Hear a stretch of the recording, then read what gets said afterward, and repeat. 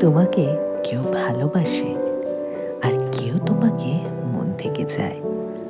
দুটোর মধ্যে পার্থক্য কিন্তু অনেক।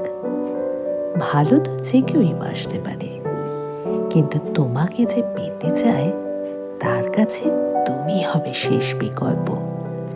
আর এই চাওয়ার মধ্যেই আসল ভালোবাসা নিহিত। তীব্র আকুতি, দায়িত্ববোধ, সুখ দুঃখ তোমাকে না পাওয়ার বা হারানোর ভয় সবসময় থাকে। যে তোমাকে চাইবে সে যে কোনো পরিস্থিতিতে যে কোনো কিছুর মূল্যেই তোমাকে চাইবে। তোমাকে বিকল্প না ভেবে প্রায়োরিটি হিসেবে দেখবে।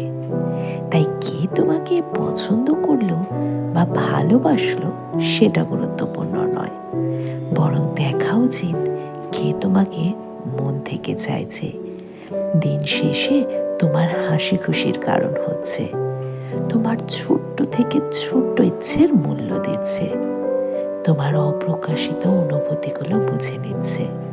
সেই তো আসল মানুষ। মুখে শুধু ভালোবাসি বললে ভালোবাসা হয় না।